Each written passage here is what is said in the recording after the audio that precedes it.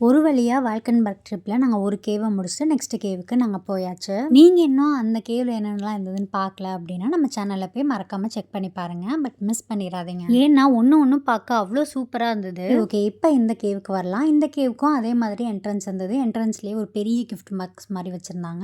அப்புறம் அங்க செக் பண்றவங்களும் இருந்தாங்க. அவங்க செக் பண்ணிட்டு உள்ள வந்தா பார்த்தா இந்த மாதிரி நெறைய சூப்பரா வச்சிருந்தாங்க. ஸோ அதுல வந்து நம்ம ஃபோட்டோ எடுக்காம இருக்க முடியுமா? பார்க்கவே எவ்ளோ அழகா இருக்குல்ல. சரின்ட்டு அதுலயும் ஃபோட்டோ எடுத்துட்டு அப்படி நாங்க உள்ள போயாச்சு. முன்னாடி அழகா வச்சிருந்தாங்க. உள்ள போனப்ப இன்னும் ஒரு டெக்கரேஷன் ஒரு மாதிரி வீடு மாதிரி பார்த்தா அதுவும் சூப்பரா இருந்தது. பட் அதுல ஃபோட்டோ எடுக்கலான்னு பார்த்தோம். அப்புறம் அங்க குழந்தைங்க விளையாண்டுட்டு இருந்தவும் ஓகேன்ட்டு விட்டுட்டோம். அந்த கேவோட ஃபர்ஸ்ட் எக்ஸ்பீரியன்ஸ் எங்களுக்கு எப்படி இருந்ததுன்னா ரொம்பவே புதுசா இருந்தது. பட் இங்க வந்து அப்படி இல்ல. ஏன்னா அங்க நாங்க பார்த்த அதே ஷாப் தான் இங்கேயுமே நிறைய வச்சிருந்தாங்க. பட் ஆனா இங்க அது மட்டும் இல்லாம நிறையாவும் வச்சிருந்தாங்க. ஆனா மோஸ்ட்லி வந்து ரெண்டுமே ஓரளவு சேமா தான் இருந்தது.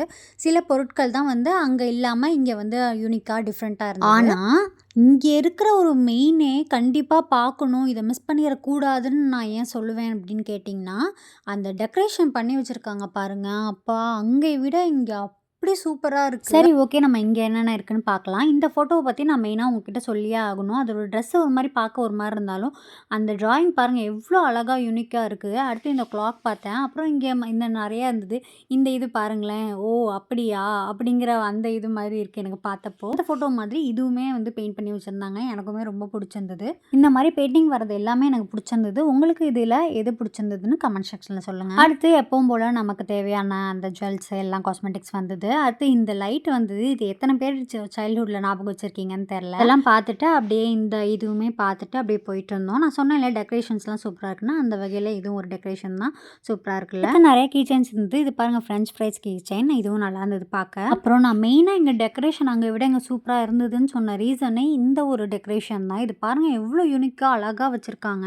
எனக்கு பார்க்கவே டிஃப்ரெண்ட்டா இருந்தது. அடுத்து ஃபுல்லாவுமே இந்த மேலே ஃபுல்லா கிஃப்ட் பாக்ஸை வந்து நல்லா ரெடி பண்ணி வச்சிருந்தாங்க. இந்த கியூட்டான பொம்மையும் நான் நிறையா சொன்னேன் இல்லையா யூனிக்காக இருந்ததுன்னா, அந்த யூனிக் தான் நான் இங்கே வந்து உங்களுக்கு காமிச்சிட்ருக்கேன். ஸோ இதே போல் இந்த யூனிக்கான ஒரு குட்டி கிறிஸ்மஸ் தாத்தா இதையுமே வந்து பாருங்கள், க்யூட்டாக இருக்கார்ல. அங்கங்கே வந்து இந்த மாதிரி கிறிஸ்மஸ் ட்ரீ வச்சுருந்தாங்க. அதில் நிறைய பேர் இந்த மாதிரி எழுதி தொங்க விட்டுருந்தாங்க. அதனால நாங்களுமே வந்து சும்மா எங்கள் 2 பேர்த்து பேரை வந்து எழுதி தொங்க விட்டுருந்தோம். அப்புறம் மற்றது எல்லாமே வந்து நாங்கள் நார்மலாக தான் இருந்தோம். அங்கே என்னென்னலாம் வாங்கினோம் அப்படிங்கிறத நான் தனியாக வீடியோவாக போடுறேன்.